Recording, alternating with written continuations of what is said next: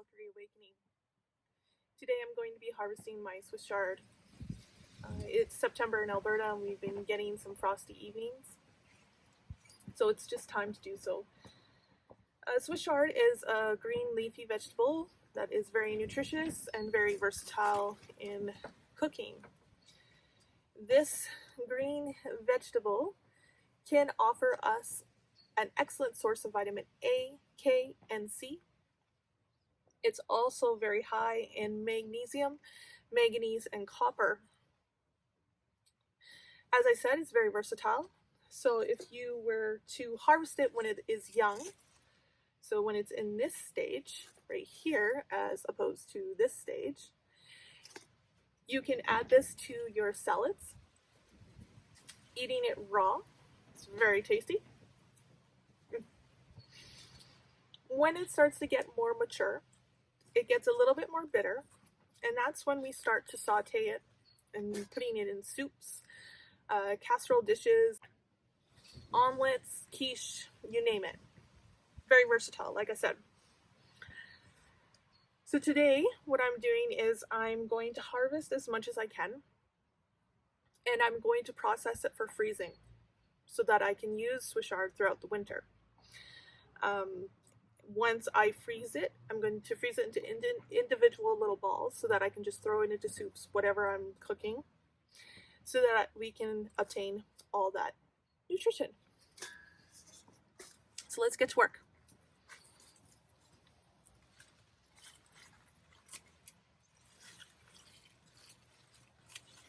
And all I'm doing is I got a pair of scissors, my trusty garden scissors, and I'm just cutting at the stalks here and taking as much as I can, leaving behind the leaves that are spotted or have brown on them, such as this. You can see that I'll just leave in the garden to decompose.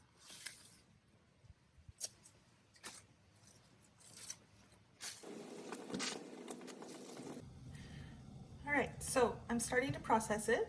So I cut it into small little pieces like so. I take off the stems. You could also keep these as well if you'd like. And I put them in a strainer here. Now how the process works is you have to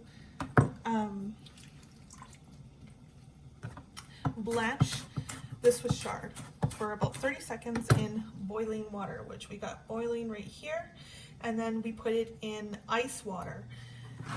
Now the ice water is very important. It can't be just normal cold tap water, it has to be ice water. That's what's going to stop it from cooking so that it doesn't get too wilted. So, and then beforehand I also clean my sink and I fill it full of cold water, and I place all of the Swiss Chard leaves in the sink and I let them soak just for a few minutes.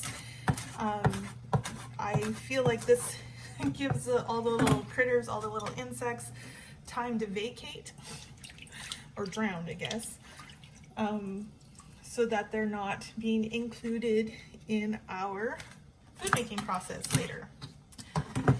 So I just keep the water boiling as well because it has to be hot. So I'll just show you the process here. Just 1 second. And so we got the Swiss Chard in the strainer. We're going to stick it in the boiling water, and we're only going to leave it in here for about 30 seconds. I use a spoon to help hold it down.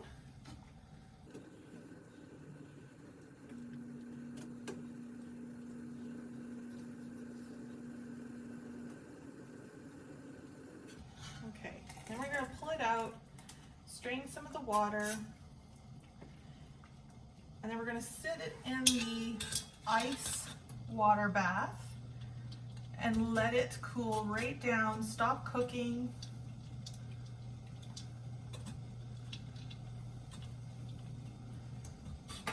And then once we've done that, I'm just going to move this over here for now, and then I'll move you guys as well. Give me one moment. Okay. I don't know if you can see this. There's my sink full of Swiss Chard. And then the next sink over is a colander in the sink where I'm placing the processed Swiss Chard so that it can drain. So the water can drain out of there.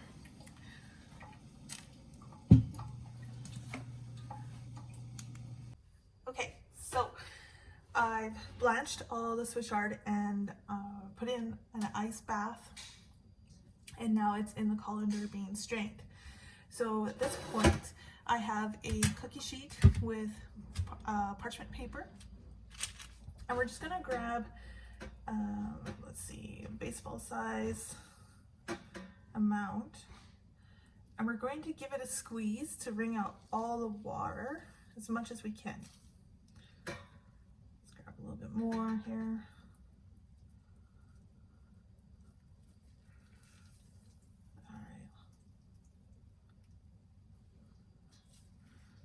So the reason why I'm going to squeeze out as much water as possible is so that we don't get a lot of ice crystals when we freeze it. So the Swiss Chard, when it's in this state, keeps a nice round ball. We'll just place it there. Now I like to do more than a few actually, a bunch of baseball sized ones that I can just throw into soups and casseroles and such. If I want to throw it into a smoothie, then I create a little bit smaller sizes, about the size of an ice cube, just so that I could throw in a couple of pieces. So like about this size. Just one second here.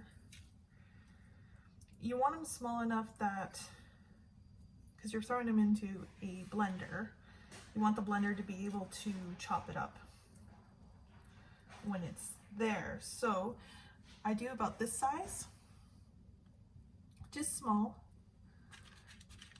and then I throw in like 3 or 4 of them into a smoothie when I'm making green smoothies. So I'll just do another one here.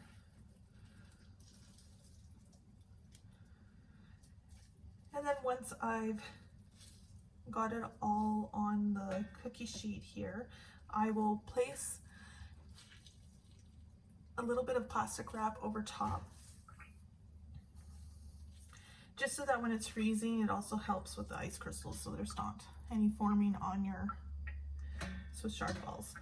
And then I'm going to place it in the freezer for about 2 hours, roughly. I mean, you can go a little bit more, just so that they're partially frozen, and then you can place them in a Ziploc bag, freezer Ziploc bag. Okay, so this is the frozen Swiss Chard. It's been in there for about 2 hours. This is just one pan, so I'll just peel back the plastic wrap. I have a few ice crystals, not too many, so that's good. This is what it looks like. A little ice crystal. I just remove those because we don't want excess water in with it, because they'll stick together. So then I just take a Ziploc bag, place it inside, like so.